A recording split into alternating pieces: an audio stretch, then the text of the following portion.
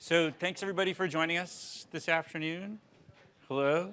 My name is Matthew Lewis. I'm Director of Communications for California YIMBY. We are a state-focused policy organization focused on ending the housing shortage and affordability crisis in California. And I'm very pleased to be joined by a couple of regional and local journalists, I think is the description. I'll let them introduce themselves for a second. But the panel is about, and what we're going to be talking about today, is the role of local media in helping to end the housing shortage.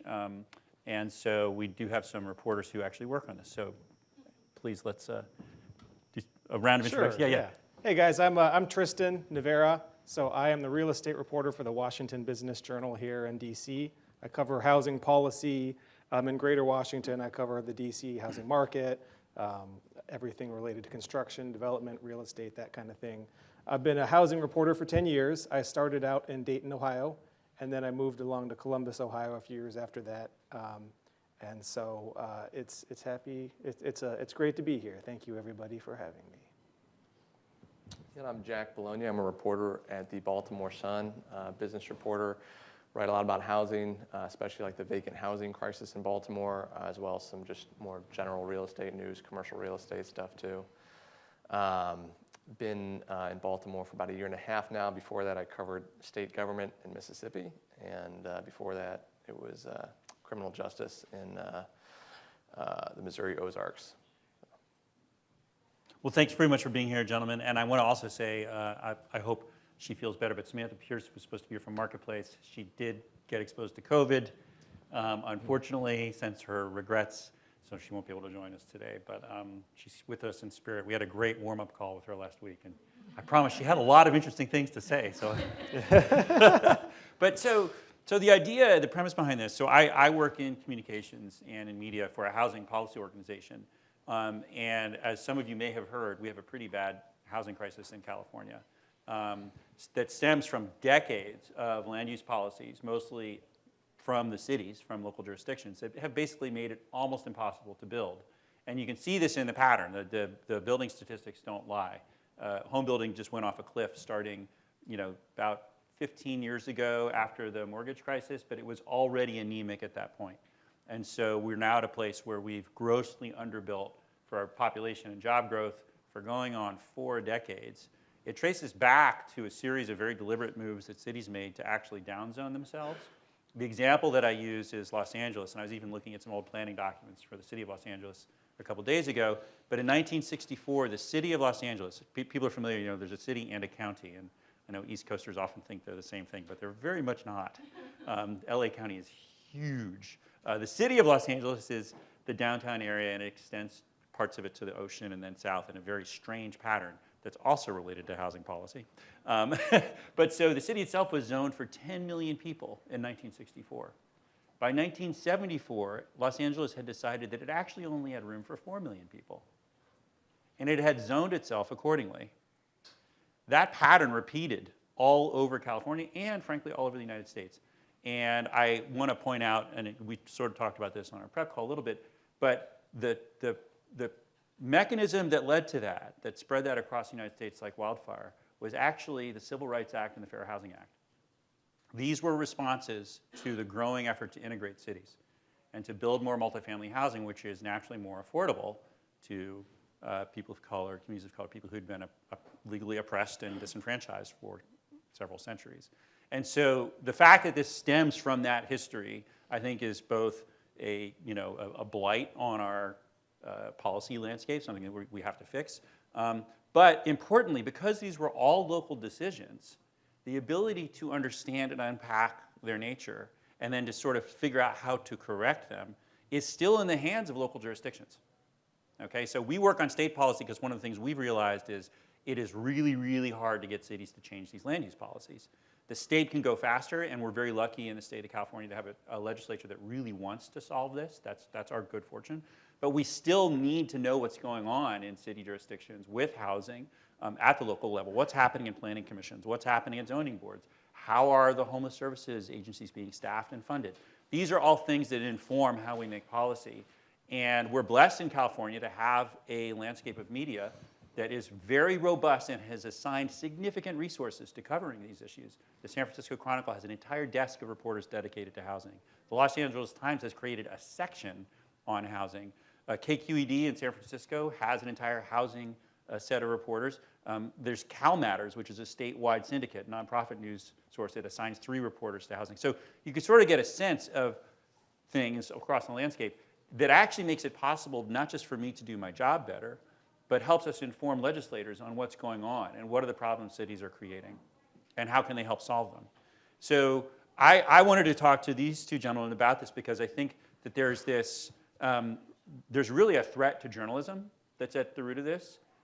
Journalism has been struggling, I'd say, for a couple decades, not just with its business model, but there's all kinds of pressures on local media in particular, and that the loss of local media has, I think, I would propose, played a pretty significant role in the challenges we face, not just in housing, but also in housing across the United States. Because if you don't have local reporters who are paying attention to decisions on housing, then not only can the bad faith elected officials do things that actually lead to bad outcomes, but the ones who want to make a difference, who want to do better things, don't have as much awareness and don't have the kind of public pressure for change that you get when you have good news coverage.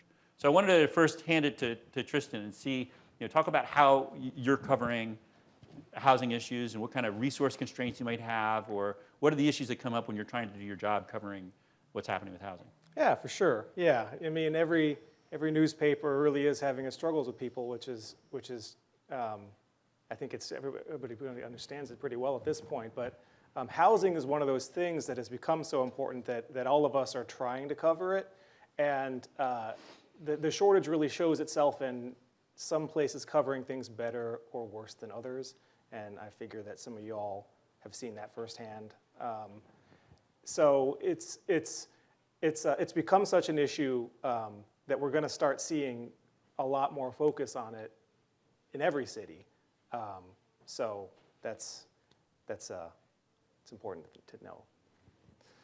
Yeah, I think Baltimore is it's a little bit of a strange place because it has so much vacant housing right now. It's kind of unique on the East Coast where it has 15,000 vacant homes and tens of thousands of vacant lots as well. And so I think people there sometimes have difficulty wrapping their heads around how is there an affordable housing crisis when we literally have blocks of empty homes in Baltimore. But the truth is there is an affordability housing crisis in the area. It's like really hard to find an affordable place to live in the city, and then if you go out to the suburbs, it's much worse. But I think it's definitely something that folks maybe have not realized is coming yet, at least in maybe the Baltimore area, just because of what they drive by on a day-to-day basis. And then the other thing, you're talking about challenges in reporting. I work at the Baltimore Sun, which is supposed to cover a metro area of several million people, but our business desk, is few people. And so I think one of the biggest challenges for a lot of local newspapers is just how to pick your spot and how to write about things in a way that'll actually matter. Maybe 10, 20 years ago, we could have been at every single planning and zoning meeting or every single kind of, we could have written about every single major real estate transaction or issue. But I think a lot of times now what we try to do is focus more on these broader issues and find stories that can kind of explain trends or kind of have a broader angle than just a single news event happening. I think a lot of times we get pitches that are like, hey, we just bought this property, or like, hey, like we're trying to do this new thing here. And if it's really just a one-off, thing that a lot of other businesses are doing or a lot of other people are doing that doesn't really mark some kind of new trend or push back on an existing trend or something like that, that's something we probably don't have the bandwidth to cover. Something really interesting you sort of have the inverse of a problem we have in a lot of other metropolitan areas in the U.S., where Baltimore is actually probably one of the very few cities that actually does have a lot of vacant units that are either dilapidated or abandoned or in foreclosure or what have you. We've seen a phenomenon really all over the U.S. where people are saying we don't actually have a housing shortage because there's all these vacant homes everywhere. Now, I actually know, because it's partly my job and I'm obsessed with this issue, I know where that originated. There was a study that was done that was rescinded that completely miscounted vacant units in Los Angeles. And it was so poorly done that they actually got a newspaper to cover it, and they were so embarrassed by how poorly sourced it was, they actually, hey, none of the facts in this report actually stand up to scrutiny, so we're very sorry that we published this, but it had taken off like wildfire across the country. This really matters because now if you go around the US, you will hear people who will say, we don't have a housing shortage. We have all these vacant homes. Why don't we just put people in the vacant homes that are there? So my question is, you found out that there are a lot of vacant homes in Baltimore, and I've heard this as well. How did you find that out? Because part of what we're seeing is that a reporter will get this message saying, hey, there's actually, the line in Los Angeles was there's 60,000 vacant homes or something like that. These included homes that had been leased but not occupied, homes that were in probate, homes that were, in the state of being renovated or repaired. And they just said, oh, well, people can move into those because they're vacant. The problem is that to a person in housing, the word vacant doesn't mean the same thing to a layperson who hears the word vacant.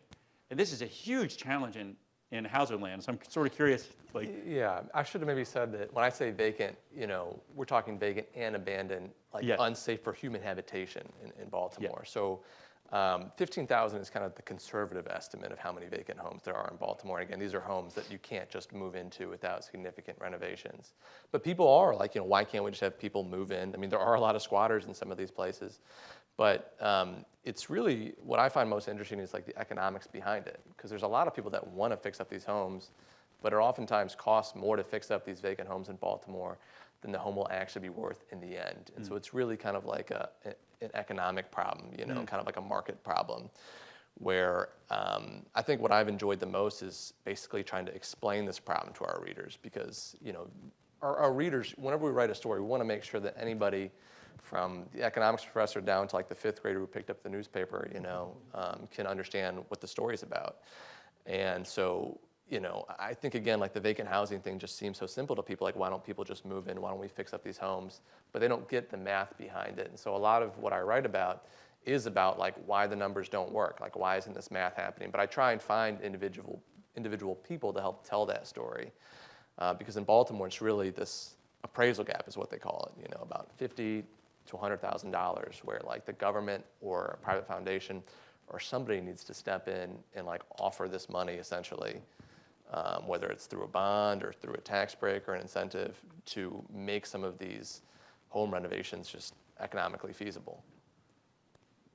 Tristan, do you hear much about the vacancy story in the DC area? Is this something that you've? Yeah. Well, I mean, it's a little bit different here. The conversation here really is around the commercial space. So the big thing here in downtown DC, I think about 20% of the office space around us is empty right now.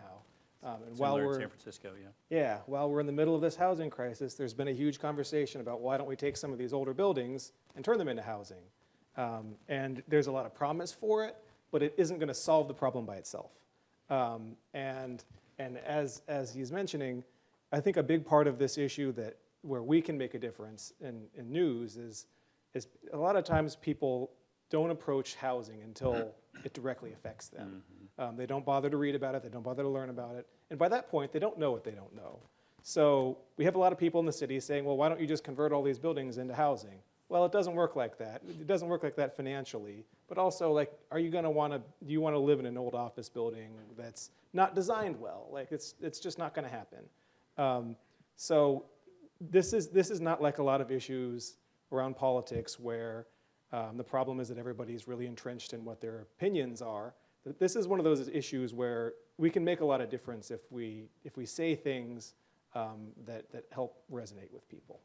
So it's really fascinating. Just the other day, I think it was Monday this week, the New York Times did a pretty cool explainer on the vacant commercial space phenomenon, because it's all over the country post-COVID.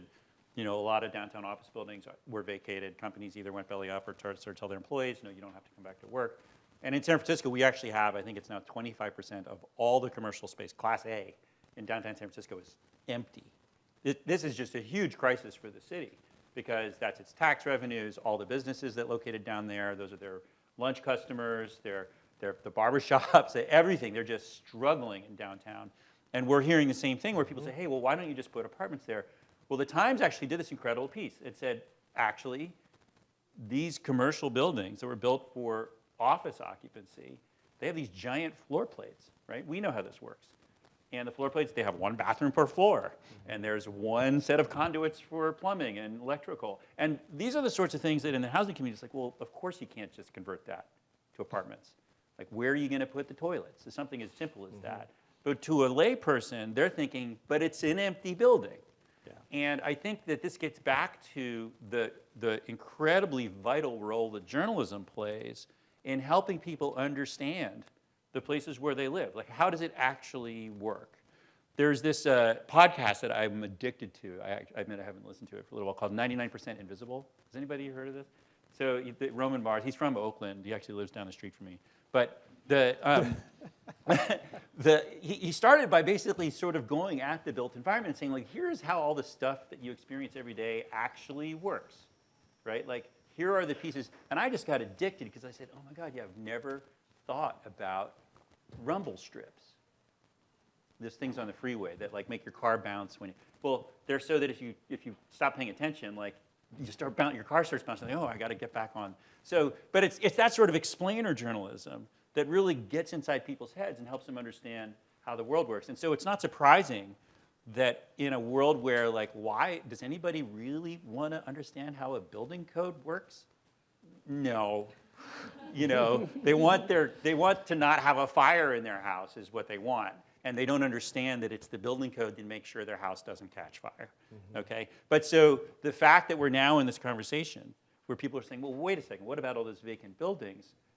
We know that they now care about the issue because why would they care about vacant buildings otherwise? A vacant building that's not theirs doesn't affect them. They care about the vacant building because they're aware there's a housing shortage. What they don't understand is why it can't be a part of the solution. And I think, you know, I mentioned this New York Times piece because it actually, they went straight at it. It said, oh, hey, yeah, it makes sense that you'd think vacant building, housing, but here's why it doesn't actually work that way. Now, if you're the New York Times, you've got the resources, and you can do whatever story you want. But how many people actually read the New York Times? And importantly, how many people actually read the New York Times and then have influence with the Baltimore City Council or the Washington, D.C. City Council? Well, Washington's probably a bad example. It's probably all. But you see what I'm saying, right? Like, we need local reporting to help explain these things at the neighborhood level so that when people are walking down the street and they see the vacant building, they don't think, this is corporate greed. They're just keeping it vacant because they're speculating on the property, which is what we actually hear. Oh, it's actually, oh, yeah, no, there's a giant floor plate in that building, and it's physically impossible to convert it to housing, right? Have you had any examples of like educational pieces or pieces where you got blowback around these types of issues? It's funny. It's yeah, not, no, really no, it's so. You know, I read a lot of national outlets, and I'm guessing me and Tristan are working on very similar stories for the two cities about commercial real estate being empty. Because yeah, a few weeks ago I was reading some Wall Street Journal pieces about, you know, why are we seeing so much empty commercial real estate? And so just today I was trying to wrap up actually a story on. Yeah, like what should downtown Baltimore do with this empty commercial space that it has? And that was a story that I wouldn't have written unless I had like read the Wall Street Journal a few weeks ago and been like, well, what's Baltimore doing about this? And Baltimore, you know, similarly has 20% vacant space downtown, and they're building new Class A space in other parts of the city, and everyone in downtown Baltimore is like, what are you doing? You know. So yeah, I think like. What's really important for local reporters is sometimes, like reading national news and then seeing like what these kind of national trends are and asking, are these happening in my neighborhood or is it like the opposite? In both ways, that could potentially be a story. And I think So I think that's one example of a story that incredibly relevant for our conversation. You must be. I mean, how are you approaching it in the DC market? Yeah, well, I mean, it's such a, the interesting thing is there's so many different housing issues happening in DC. How many people here are local to DC? Is it? Yeah, so basically everybody. Okay, yeah, so how many of you guys have Nextdoor? Yeah, I know. Oh boy. Yeah, I know. I can slowly raise my hand too. You know, there's a conversation going on in Montgomery County and Prince George's County about zoning right now. Arlington is in the missing middle conversation. I don't know if any of you all are close to Arlington, but I have that Nextdoor, and I get that. Oh yeah, I get that email every day. Somebody complaining something about it. You know, the truth is that empathy is probably empathy forefront is probably the most important part of covering this job, because this is not a good guy, bad guy story where it's a bunch of evil developers trying to destroy neighborhoods. This is half a dozen people intending well, but the outcome is still bad. This is a lot of neighborhoods who bought their house 20 years ago, don't appreciate how much younger people are moving to cities now and population growth and the cost of housing going up, and not bothering to learn about it until they oppose the housing complex down the street. It's a lot of people coming to us and saying, hey, like, why doesn't Arlington just take all those buildings in Rosslyn and turn them into apartments? And then we don't have to have missing middle. And I would say that the most useful way to cover housing is to kind of help explain that stuff gently. Sometimes it's just the right thing to do, and this is what's happening. But yes. I think this gets at the nut of, I think, where on the political side, what we hear policymakers saying is the biggest challenge they face, because it is such an emotional issue. And there's all kinds of baggage that comes with the emotional issue. There's the actual history of racist housing policy that kind of set the tone for the problems we're having now that have never really been fully addressed, right? We didn't actually end racist housing policy. We made it illegal to be overtly racist in housing policy, but our neighborhoods are still segregated. Low-income people still can't afford housing in the areas of high opportunity where there's good jobs, access to transit, those sorts of things. So the de facto nature of it, and when you just at that level, for people who are on the receiving end of those bad decisions, I mean, gosh, talk about an emotional issue. If you're having to choose between the rent and groceries, no thank you, right? But so, and that's just at one end. Then at the other end, you have the people you're describing. They bought their house in a particular neighborhood. It had a particular zoning. It felt a certain way. They could go from Arlington to downtown DC in 10 minutes in their car. Oh, now there's a subway? That's great. I'll just take the subway. But the subway, I grew up in DC, and for folks who don't know, the subway wasn't always there. Right? That's a new amenity. And I think that that's important, because the context of these decisions, regional policymakers said, hey, let's put the train here, here, here, and here, and here. Now, if you were doing textbook land use planning, you would say, everywhere we're building transit, we're going to upzone like crazy, okay? Because those are public dollars, it's a public amenity, it's taxpayer subsidized, that you should do some kind of what we call value capture. We're creating a huge amount of value in those neighborhoods, right? I grew up in Northwest DC, and they put in the Woodley Park Metro and the Cleveland Park Metro. Now, all of a sudden, you could go from all those neighborhoods to downtown in 10 minutes. I know that's historic. I know it's not that fast anymore. But it used to be. It used to be. And the thing is you have people who got attached to that form of the neighborhood. And I think it's the biggest challenge we face, because the politicians are going to reflect what they're hearing from the neighborhood. Don't change my neighborhood. We like it the way it is. That's a huge problem, because for me, I kind of, my philosophy and what brought me to the YIMBY movement was my belief both in cities as like an incredible emergent nature of human evolution. I mean, these things came together not by choice, but because they're optimal.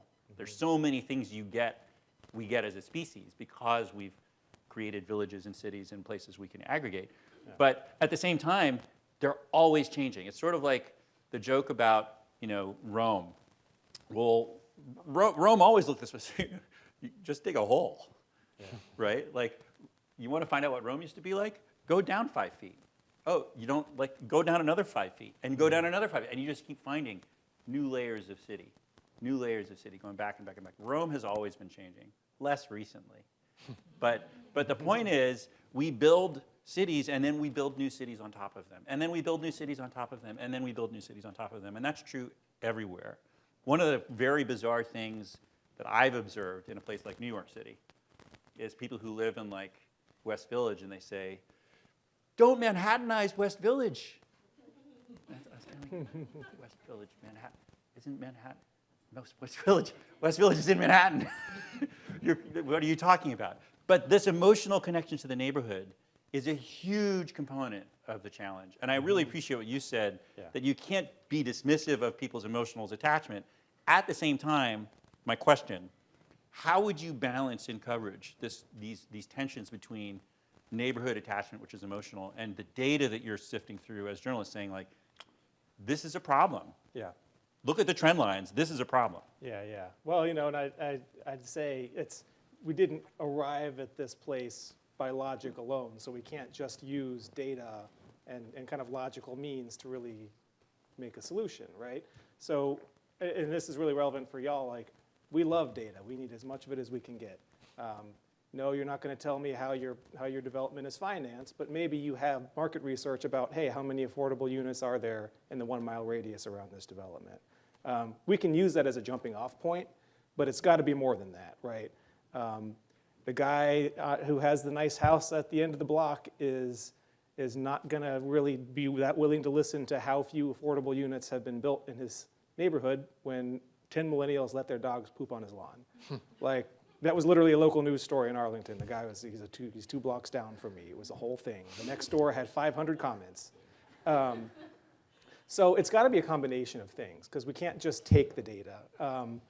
You know, as the Atlantic does a really good job of doing some local housing policy coverage that marries in both the emotional and kind of the logical side of this. Like, those of you who are affordable housing developers, do you have someone that might benefit from this development that we can talk to?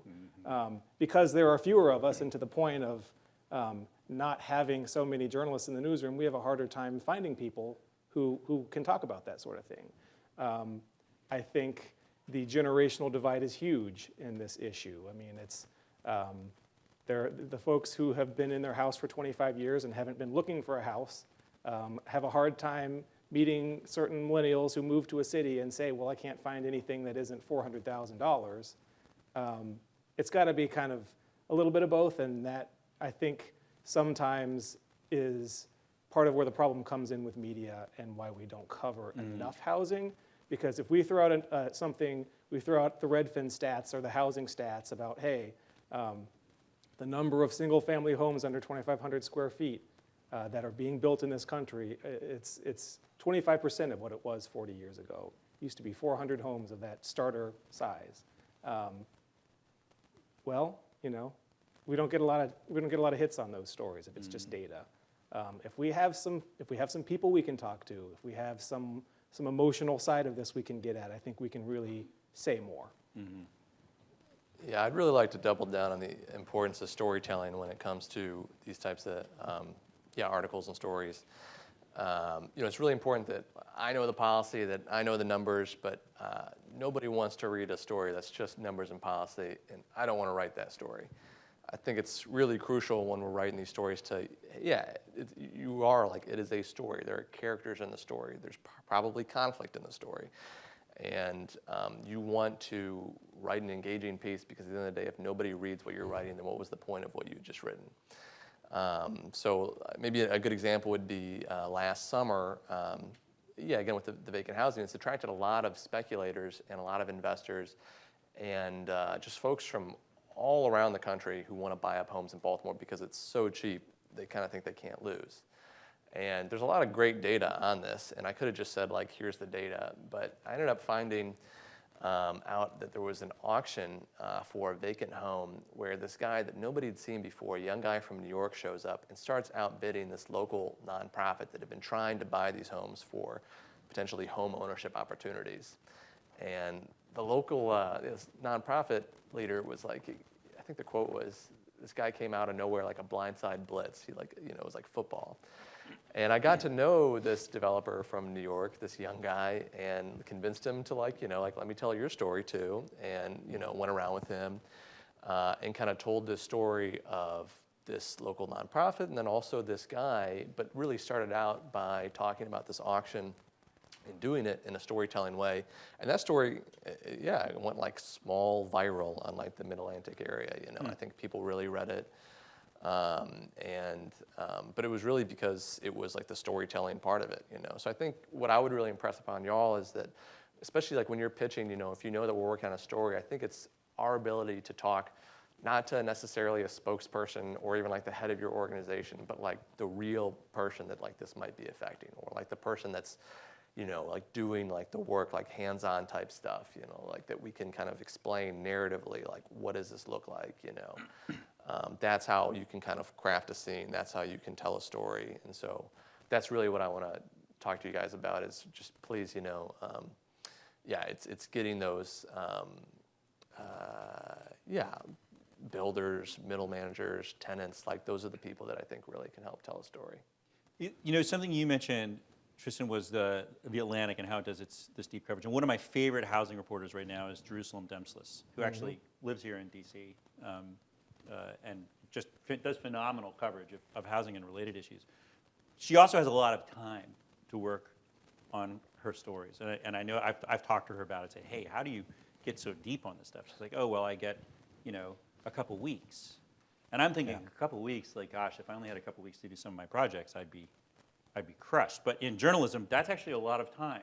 Yeah. Could you talk a little bit about the pressures of delivery that you face? Oh, yeah. And because I think it's really helpful for people to understand, in the context of the incredible pressure on local media, how little time you have, and so why it's so important for people in the community to actually be thinking, like, how can I deliver to you? Because what you're talking about is, I need the elements of storytelling. Like, that's your job, but you also have less time to do the story gathering. So talk a little bit about that. Yeah, I will say maybe the most important thing I can say today is please try to start building a relationship before there's news.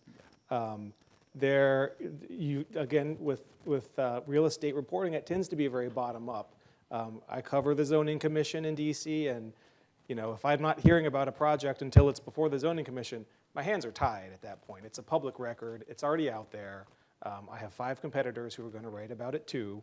At that point, you're kind of in a rush to do it. You're in a very kind of certain kind of mindset where you're writing, hey, here's the development that's proposed, that sort of thing.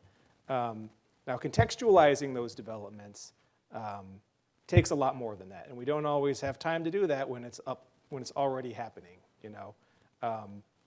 If you have a real estate reporter that's local to you, who can be really, I would suggest getting coffee with them or asking them how you can help them, especially if you are an affordable housing developer, maybe asking, talking about what can we, what kind of data can we use? Because we do get assignments on housing. We get bigger picture assignments on housing. And there's lots of opportunities, but once you do get those big picture things, it's you can have a lot of other things that you're working on, and it can be tough. Yeah, I think a lot of reporters have to do a lot of juggling. It's your daily stories, like your breaking news. How many deadlines per day?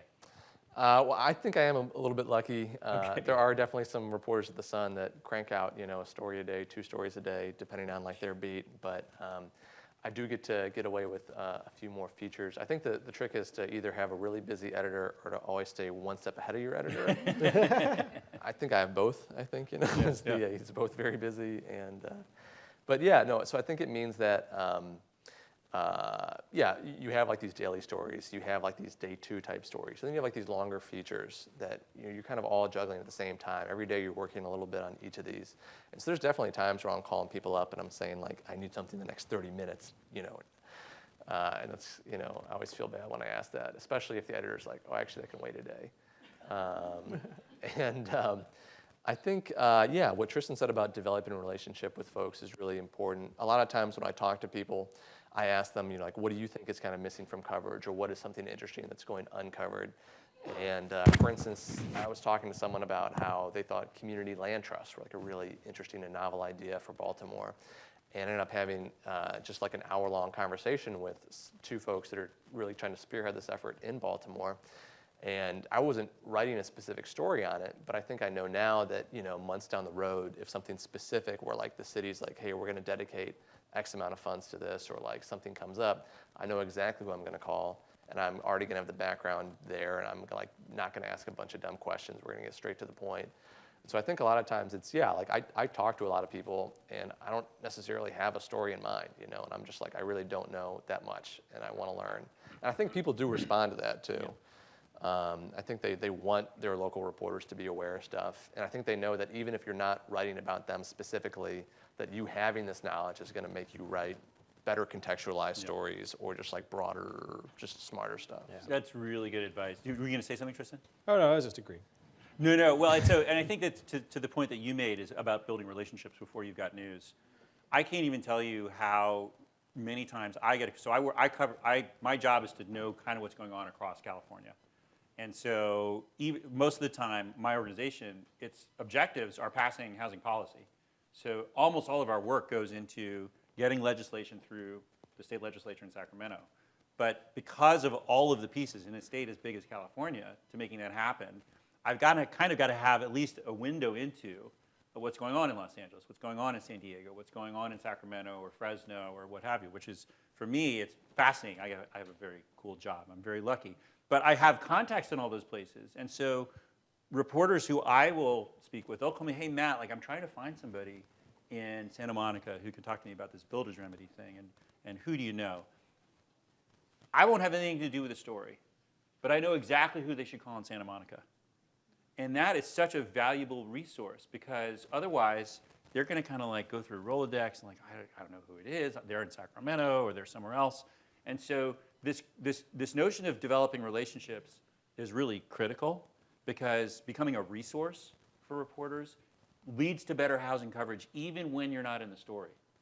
And to the extent that their job is to inform the body politic to sort of make our democracy work better, to be, if I can get a little bit teary-eyed about it. But it's true. I mean, a functioning democracy is completely reliant on an informed public. And if we don't have reporters who can call up experts, not just because they're going to get quoted, but because they're trying to understand how an issue works, who is going to end up explaining that to people? Well, what ends up happening is, in the case I mentioned earlier, you have this bogus vacancy report that went viral across the country in certain quarters, and now you've got people all over the US who think, oh no, we don't have a housing shortage. There's all this vacant housing. If we had had more reporter resources able to swat that from the beginning, maybe that wouldn't have happened. It's there now, and we deal with it as it is. But there's something we talked about last week that I know these guys can't do because it wouldn't be appropriate, but it's totally appropriate for me. Please subscribe to your local paper. Pay for it. I'm dead serious. It's so important to pay for local journalism. Pay for as much of it as you can. Get your organization to pay for it. Because even if they don't give you a great story, or even if they end up giving your company or your boss like a bad review or something, the net result of having good journalism on housing is positive for housing. And I can't say how important this is because we got into this problem in large part because of bad decisions made a long time ago that were left to fester. And I can say with 100% certainty that one of the reasons we're making progress in California is there is so much good local journalism holding politicians accountable and telling these stories. The lack of that resource in other places will make it really, really hard to solve the problem. So pay for your journalism, get your subscriptions, get your organization to get an organizational subscription if you can. Get them to take out ads if they have an ad budget in the local press and local papers because that money pays these guys' salaries.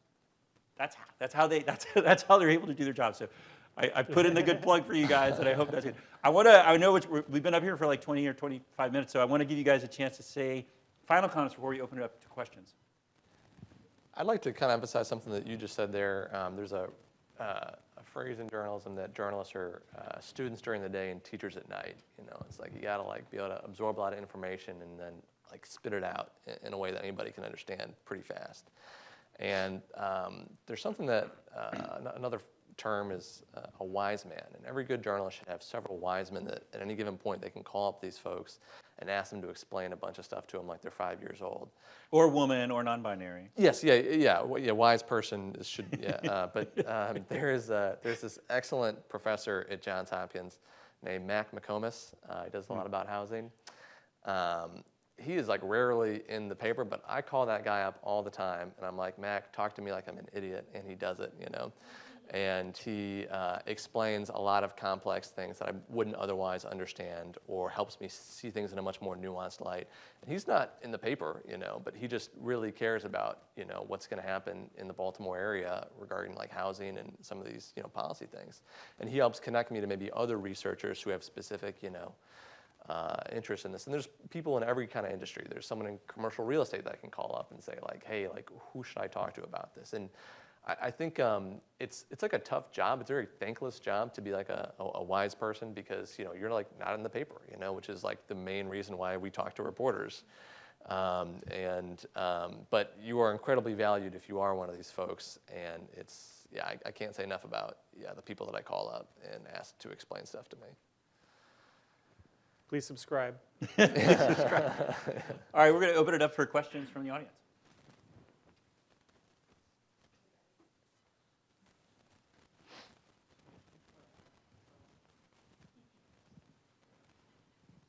Hello.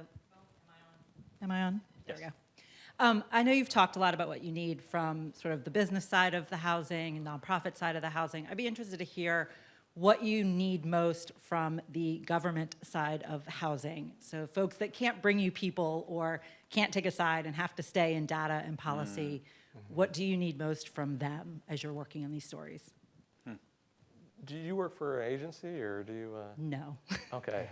I think one of the most frustrating things when you're talking to like a spokesperson for like a government agency or like City Hall or something or other is that you ask them a question and they're like, I'll get back to you on that. And it's an incredibly simple question. And they have to talk to like 5 other people in like their department. And then like 2 days later, they're like, oh yeah, we can't answer that, you know. And you're like, well, it's great the story ran yesterday, you know. But it's like, I think so often with a lot of government folks, it's like there are some really great spokespeople. And I think that these spokespeople should be like empowered to be sitting in on some of these meetings and like talking, you know, like knowledgeably about these subjects. You know, I feel like so often they're afraid of saying the wrong thing or afraid that like this reporter is gonna like, you know, nail them to a wall if they like speak out of turn or something, that they like don't say anything, and that's like bad for everybody. And so I really would hope that more like, you know, agencies or, you know, spokespeople for, you know, housing departments just feel empowered to like, I've been in these meetings, I know what's happening, I can speak on behalf of my organization, or at least, you know, just get back to us relatively quickly. So.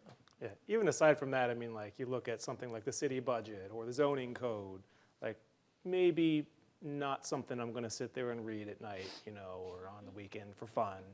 I know you don't either, but if there's some way, if there's something that's relevant in there, or if there's some resource that we need that's always really helpful, I promise you that however much you think I know about DC's zoning code, I don't know that much. Something that we've seen has both gained a lot of traction, but it's also really frustrating because it's incredibly sparse and uneven, is there are some governments, either at the local or regional level and certainly at the state level, who do really good data transparency, but also data visualization. And being able to pull out like mapping, for example, or you know, some cities in California have a housing dashboard. Well, they'll publish, here's all the permits that have been pulled, here's the location, here's the applicant, and so on and so forth. And then there's counties where it's like, you click through and it says, oh, you want to copy this, it'll cost you $2 at the county, and you got to go physically to the place to pay your $2 to get a copy of it. And it's sort of like the difference is stunning, because you can go to, I think Los Angeles actually has a pretty good portal and a dashboard. And you can go to Los Angeles, you can actually download all of the activity on housing, but then you can go to like Salinas or somewhere in North County, and they want you to go pay the $2 for the piece of paper. Where do you think the better coverage is going to happen? It's going to happen in LA, because the reporter, if there's even a good local housing reporter in Salinas, it's going to be like, I don't know if I have time to go all the way to the courthouse to get this piece of paper, and is my editor going to give me the $2? And you know, so I think that there's a huge role for government in both the amount of data that it's literally responsible for collecting, but then in making it digestible for constituents, because reporters are also constituents, but they're not the only ones who care. I mean, there's all kinds of people in housing who could benefit from understanding what's happening in a market with more transparency. So I'm a big fan of sort of pushing governments that need it to say, hey, you know, we'll do better housing advocacy if we have more visibility into the data, so we can actually make good decisions about the kind of policies we're lobbying for, because the folks we work with, who are the elected officials, they say, well, how do you know what you know? And if we don't have an answer, that's bad.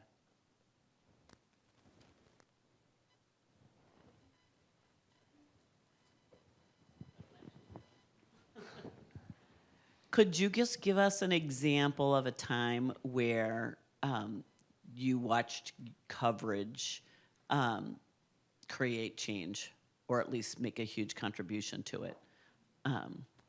In the housing sector would be great, but if it's not in housing, something else. Yeah. I will give a call out to the Columbus Dispatch in Ohio. It's kind of the big daily paper there, but they took a series there's a street called Sullivan Avenue in Columbus that it was one of the, it's just every negative housing policy in history has hit this street, basically. It was redlined, then it was hit by the highway construction, that kind of thing. So they did a very smart series called Suffering on Sullivan that looked at the impact of all of these policies on this neighborhood and how it destroyed generational wealth for families, the struggle for businesses to thrive there, that kind of thing. And it really helped, put a full context around the issue, because there's so many different things involved in housing that it's hard to really tell the concise story unless you have a good example like that where you focus real strong. Yeah, I would just say it's kind of surprising to me sometimes when I realize how many like lawmakers read the Baltimore Sun and how many of them will like say like on a floor in the speech, you know, like I read this article yesterday and like that's why I'm introducing this bill. Mm-hmm. And I'm like, wow, I really gotta, you know, like watch for typos more, you know. Yeah, I guess like in terms of specific ones, I'm maybe drawing a blank, but it just kind of just in general like. Yeah, it is kind of wild when you realize that a lot of times, like, you are like the tip of the spear for a lot of like these policy conversations where it's someone where they say, I read about this or saw about, you know, on TV or read about in the newspaper, and like that is the beginning of a discussion on, you know, do we need a law to do X, Y, or Z? And so that I really think is what, yeah, kind of circling back to what we kind of talked about at the beginning, like housing is really complex, and there's oftentimes, unlike other maybe like, you know, reporting beats, there's like not clear like villains or angels, you know, it's like a complex thing. And I think our biggest responsibility is sometimes just to not say who's right or wrong, but to explain why people think what they think and why things are today why they are. Mm-hmm. And kind of, you know, show how people come to like totally different conclusions based on the same world. Yeah. And so, yeah, I think, yeah, that's in housing right now is I think my biggest goal is just to like help people wrap their heads around what is the issue, why are we here, and then that, yeah, like I said, it's wild, yeah, that these lawmakers are like, yeah, we should read the Baltimore Sun. And, actually, I do have another one that comes to mind too. It's in Columbus. It was also WOUB, which is the NPR station there. So there used to be a law in Columbus, and it was around evictions, right? If a landlord has ever initiated an eviction against you for any reason, it was on your record permanently. And there was, I don't even think they could figure out why they created the law that way in the first place. But it was that way. And so landlords could go and do a background check. So in practice, anyone who ever had an eviction initiated against them couldn't find housing. And so this issue in particular was really hitting single mothers. And they did a really good story where they really focused on a few single mothers to talk about, okay, well, how did this happen? What's been the impact? Like every place that they've tried to rent at is trying to double the rent on them. Or, you know, there was a small number of very problematic landlords who were kind of weaponizing this. Like that led to policy change only after stories that really focused on the people that were impacted. I'll use one from California YIMBY's efforts recently. So last year we ended parking mandates in California, statewide. And as you can imagine, Californians like parking. In case I think that's actually true in other cities, other states as well.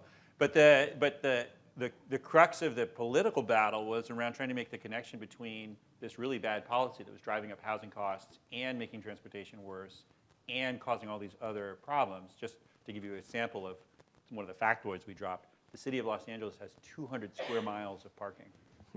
200 square miles is about 9 Manhattans. That's how much parking just in Los Angeles. So we sort of used two threads to reach policymakers. One was the outrage that the city of Angels, which has 65,000 people sleeping on the streets on any given night, has 7 parking spots per car and has done a much better job accommodating car parking than the people who live there. That was one thing. But what ended up actually getting us to get the law signed, because we made it through the legislature, we didn't know if the governor was going to sign it. We found out that he really wanted to be taking an action on climate change specifically. So we were able to get a series of stories about the connection between California's climate goals, which include having to reduce how much people drive, and using housing policy specifically to do that. It's a huge problem in the state. And sort of elevated that message about climate change. And so after those articles, we found out the governor was going to sign it, and he actually did something unusual, because usually he just signs the bills and goes on about his business. But he actually made a signing statement, and he said, I'm signing this climate legislation. We did not introduce this bill as climate legislation. We pivoted to making it more focused on that because we realized the opportunity to do that. And so we ended up getting him to say, I'm going to champion this policy as climate policy. And so it's actually given us a signal as an organization that there's a political pathway to actually talk about housing policy as climate policy. That's something that we've been seeing more and more in the news. It's probably less in your day-to-day beats on the business desk, but there is a connection. And I think part of the role of advocacy is to sort of help people understand from a storytelling perspective, how does this connect to this? Because if this is very complex and technical, and like, who wants to talk about parking? There's actually a professor of parking at UCLA, Donald Shoup, who maybe it's funny, but he's actually he's got a cult following. There's an entire group of urbanists who call themselves Shoupistas. Oh, I'm not making this up. But this is just the thing. You're laughing. It's this nerdy little detail down in the weeds of policy. Yeah. And of course, they've been around for years. But nobody cared about the Shoupistas. People cared about climate change. Yeah. So we turned the Shoupistas into climate activists. And that completely changed the script on the story. Because everybody in California cares about climate change. Well, just to say, for us, who are, I'm in manufactured housing, resident communities, there's so much need for education around manufactured housing. People just don't know it. So we're regularly citing links to media stories about manufactured housing so it's the way that we educate is through what's in the media in so many ways. Yep. So it really becomes important as to really what gets written. And every one of those links, just to get a little bit repetitive here, but every one of those links was written by a reporter like one of these gentlemen whose salary is paid by advertising and subscriptions. $170 a month for my... There you go. Thank you.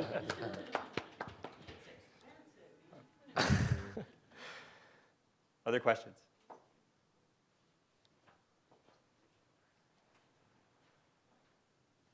No more questions? Please. Hi. Thank you guys so much for this discussion. It's been terrific. I'm curious sure. Thanks. Hi there. I was just saying thank you. My name is Jenny Werwa. I work at Invariant. We are a bipartisan government relations and communications firm. We have a lot of housing clients. And but I am curious when HUD or the White House puts out a national housing policy effort, like their recent blueprint on tenant protections, is that something that you see come down and seek a local angle? Is that one of the housing writers, or would that take maybe a prodding of someone to be able to say, here's a local angle for that? Yeah, well, we definitely try to. Oftentimes, though, we need a local kind of news hook to hang it on. Yeah. So I think in particular of LIHTC policy. So I cover a lot of that. Whenever there's an expansion of LIHTC, that sort of thing, there's usually a LIHTC developer who's willing to talk to me about, hey, this is how competitive it is to try and get these funds and how critical it is to affordable housing. You got to be able to have somebody who's willing to say, with LIHTC in particular, it's really great to have someone to say, we're just not going to be able to build a housing unit under the 100% AMI level unless we have LIHTC financing. And 5 places in this city get LIHTC a year. That's how competitive it is. Yeah, I would say, I don't know, the prodding couldn't hurt, I think you could definitely feel free to prod. Yeah, we do have a DC reporter at the Sun, So I do think a lot of federal stories that have, or just any stories that has like a big federal angle, usually he's tackling. But yeah, I have noticed in talking with folks, I was talking with a developer last week, he was talking about, I guess, a bill that's kind of been stuck in purgatory in Congress for the last few years about, I guess it would just be like a big bump in historic tax credits for restoration of some of these buildings. I think it's someone from Louisiana, I think maybe New Orleans is like the reason that they were, but like he was saying, Baltimore has a lot of these, 100-year-old buildings that really, this would be like a game changer for parts of the downtown. And that got me thinking that that maybe is a story that I should write. I think sometimes when you are at a regional or local paper, you kind of shy away from national news, or these national news comes out of Washington because it seems so who in DC is going to read the story and is this actually going to make any change, But yeah, I think if it is specific enough to an area, or it really does show this is going to have an impact on your city, your region specifically, I think that's something that folks would want to know about. Also, please don't mind prodding twice or 3 times if you need to. I get 300 emails a day. Yeah. Part of what we've seen in California with housing journalists is there's a lot of them, and they cover so many different aspects of it. And I think there is a legitimate amount of cynicism that they bring to big announcements about housing because it's so bad. And it's really hard to express unless you've been out to California recently, how bad the housing crisis is. It's getting worse. And so they hear these big pronouncements and policies, and so part of what we've got to do is bring them along and say, hey, look, yeah, it's bad. We're trying to fix that. And to the extent that they've got deep expertise, most of the housing reporters I talk to in the state know as much about policy as anybody. And that's incredibly fortunate because we've got the capacity. But then when you talk about a HUD program or even what is happening with LIHTC or these tax credits, they're sort of that's not going to change what's happening in Los Angeles. And so they actually understand that, what they'll say to me is, look, as soon as LA changes the zoning in the proper way and then has the matching funds from either the state bonds, as LA's got its own housing bonds and other programs, developers are going to propose projects. So it's great that HUD's doing this, but why do I write about something that's not going to happen here, right? So you've got to also break through that piece of it, because if they're doing their jobs, then that's actually the right answer. So that's great that HUD is doing this, but LA is so screwed up that we won't see the benefit. And so you've got to sort of figure out, okay, so then how do I work with them to bring this story? Okay, so that's actually a story maybe. How much money is Los Angeles losing because of its... Now that's a different pitch, right? And we've actually seen, part of what's happening with state law is the governor, we proposed and the governor agreed to create something called a housing accountability unit in the Attorney General's office because it got so bad. So many cities were violating state housing law, across the state, that they're we've got to just start cracking down. Some of you might have heard last week the governor announced a lawsuit against Huntington Beach on this specific issue. Huntington basically said to the state of California, we don't think state law applies to us. They actually, their city attorney has filed suit against the state of California basically to secede from the state because the state wants to force Huntington Beach to allow more affordable housing. So this is where we are. And so reporters know this. So if you're talking about a HUD program or something, they're like, is this going to happen after the Huntington Beach lawsuit? Or do you see what I mean? But the notion of losing money, that is where, oh, hey, look at how much money they're leaving on the table. And we've actually seen that story take off in a bunch of cases. There was a situation 3 years ago where the state had an affordable housing bond. It was like $2 or $3 billion, so a meaningful amount of money that it had to return because the affordable housing agencies couldn't get it spent because they couldn't get the entitlements for the projects they wanted to build in the locations because the zoning was so tight and the cities had put up so many fees that they didn't pencil. So the state returned the money. And at first they were blaming the state, why didn't you spend this money in housing? And they finally were like, look, where? Where were we supposed to spend it? San Francisco didn't want the housing, San Jose didn't want the housing, Sacramento didn't want the housing, LA didn't want the housing. We returned the money. And that became a headline for obvious reasons. because everybody's looking around like, wait, we had $3 billion and we didn't spend it? But you can see how these things sort of play, especially when you've got the federal government that is very hands-off on local housing issues. It's very, there's Section 8 and LIHTC, and then what else? One more question in the back? So I have a question for you with respect to how we've seen, I'm with the Manufactured Housing Institute, and we've seen the power of media stories to change zoning. In Raleigh, North Carolina, we brought a reporter through a home building facility. And then the reporter went to the mayor and said, hey, these houses are amazing. What's the issue? And she's like, you're right, these are amazing. Oh, you're right, there's a zoning issue. And addressed the zoning challenge. So we're always trying to work with the media because we know the power that has to really get to those local officials. My question for you, though, is what makes it newsworthy for you?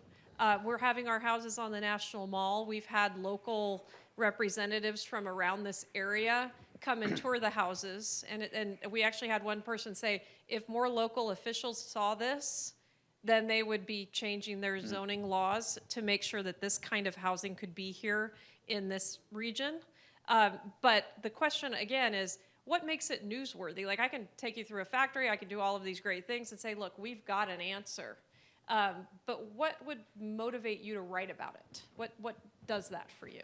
I mean, it's definitely important to see an investment on it. Like I covered the storage unit, or not the storage unit, the shipping container homes in Columbus. We really got a cool chance to introduce people to those and kind of the ups and downs of it, that kind of thing. I think I actually went past your guys' thing on the National Mall. I think I was running past it. I didn't go in because I was gonna, a little smelly. But yes. It's cool to see that stuff. It's definitely it would be really helpful if, like, hey, here's a home that we can walk you through, and here's how it works. I try to do as many of those as I can because there's a lot of cool ideas coming out to solve housing right now. Yeah, I was in here for that manufactured housing panel. I found it pretty interesting, but I think the big issue for me is I'm not sure if that's really something that's happening too much in Baltimore, the surrounding area. And if it is, I think that's like the number one thing. It's like, how local is it to me right now? And I think, you mentioned like, this could be the solution to a lot of just a lot of areas problems with housing. But I think there has to be some amount of, I guess, like skin in the game or something happening locally to really kind of tie that to, our readers, because there's a lot of great ideas, I think, about how to solve, housing. And I could write nothing but just, hey, here's this crazy idea, from Alaska or something, and then, but I think having something that's actually tied to the Baltimore area is like the number one requirement, I think, for any of these kind of pitches. And so if there was like a development that was like being blocked in like Anne Arundel County because of zoning, which I totally could see happening, I'd want to, I would want to write about that, Yeah.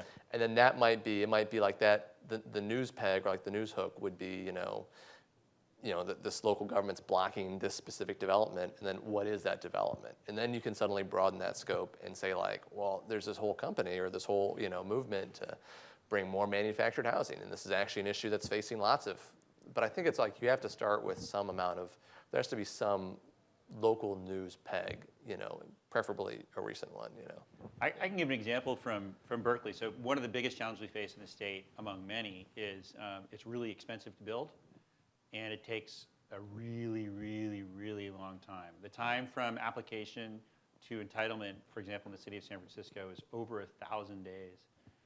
You're 3 years from just dealing with the city just to get your permits. And people are kind of losing their minds that it takes that long.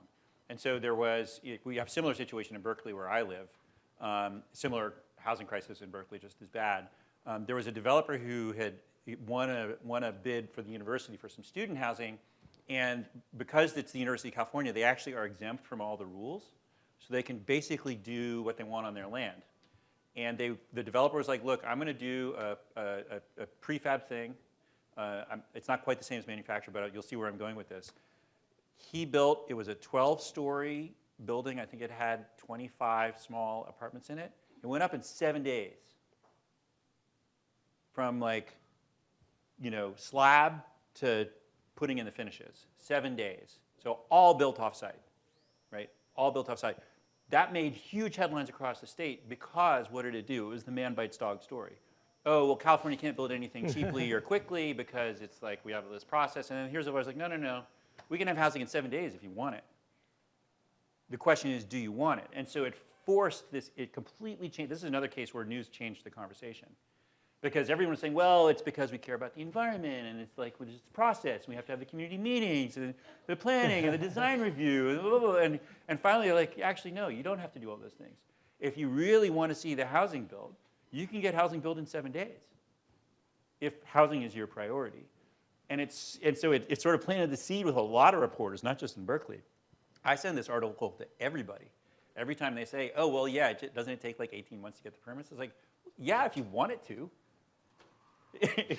you can make it as quick as you like. And I think there's angles for different housing typologies through that lens of saying, yeah, if you're going to custom build everything and everything's subjected to design review and everything has to go through historical and architectural review commission, it's going to take a long time and be very expensive. However, there's all kinds of innovation happening in manufacturing and prefab and sort of all these different technologies that are coming around that sort of blow up the narrative that it's the only way.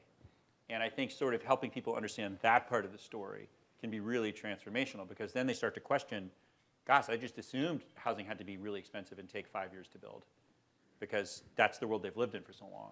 So changing the narrative in their minds is a big piece of that. And I think to the extent that those of you in the building sector who have these things that can go a lot faster and much more affordable, people are looking for it. Yeah, the man bites dog, I think. The man bites dog, that's right. Yeah. Great. I know we're a little bit over time, but the questions have been fantastic. I want to thank my fellow panelists for joining us. Thanks, you guys. That was great. Thanks, everybody. And thanks to the National Housing Conference.